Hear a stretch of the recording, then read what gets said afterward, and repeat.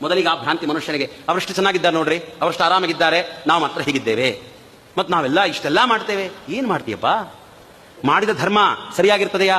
ನಾವು ಮಾಡುವ ಸಂಧ್ಯಾ ನಮ್ಮನ್ನು ನಾವು ಪ್ರಶ್ನೆ ಮಾಡಿಕೊಳ್ಳೋಣ. ಬೇರೆಯವರಿಗೆ ಉತ್ತರ ಕೊಡೋದು ಬೇಡ, ಬೇರೆಯವರಿಗೆ ಉತ್ತರ ಕೊಡುವ ಅವಶ್ಯಕತೆ ಇಲ್ಲ.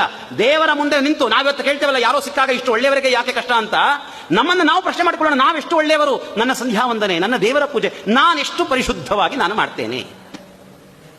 ದೇವರಿಗೆ ಕೊಂಡ ಹೂವನ್ನ ತಂದು ಪೂಜೆ ಮಾಡಿದರೆ ದೇವರ ಎದೆಗೆ ವಜ್ರಾಯುಧದಂತೆ ಹೊಡೆದಂತೆ. ವಜ್ರಾಯುಧವನ್ನ ತೆಗೆದುಕೊಂಡು ಹೊಡೆದರೆ ದೇವರಿಗೆ ಏನು ಪಾಪ ಬರ್ತದೆಯೋ ನಮಗೆ, ಆ ಪಾಪ ಕೊಂಡ ಹೂವನ್ನ ಹಾಕಿದರೆ ಭಗವಂತನಿಗೆ ಬರ್ತದೆ. ಅದನ್ನ ಹೇಳ್ರಿ, ಅಲಂಕಾರ ಹೇಗೆ, ಗೌರಿ ಹಬ್ಬ ಹೂವ ಇಲ್ಲದೆ ಮಾಡಿಬಿಡ್ತಾರೆ, ನೀವೇನೋ ಹೇಳ್ತೀರ, ನಾವು ಕೇಳಬೇಕಾ?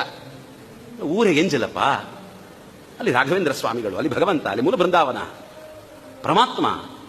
ಯಾವ ಪ್ರತಿಮೆಯೊಳಗೆ ಭಗವಂತನನ್ನು ಆವಾಹನೆ ಮಾಡಿ ಬಾ ಸ್ವಾಮಿ ಹೃದಯದೊಳಗಿಂದ ಬಂದು ಪೂಜೆಯನ್ನು ಸ್ವೀಕಾರ ಮಾಡುವಂತ ಪ್ರತಿಮೆಯಲ್ಲಿ ಪ್ರಾರ್ಥನೆ ಮಾಡ್ತೇವೆ, ಅಂತಹ ಪ್ರತಿಮೆಗೆ ಊರ ಹೊಲಸನ್ನ ತಂದು ಹಾಕೋದಾ? ವಿಚಾರ ಮಾಡೋದಿಲ್ಲ ನಾವು. ನಾವೆಲ್ಲ ಮಾಡಿದ್ವಿ ಗೊತ್ತಾ? ನಾವು ಆಡಂಬರ ಮಾಡಿರ್ತೇವೆ, ಆಡಂಬರ.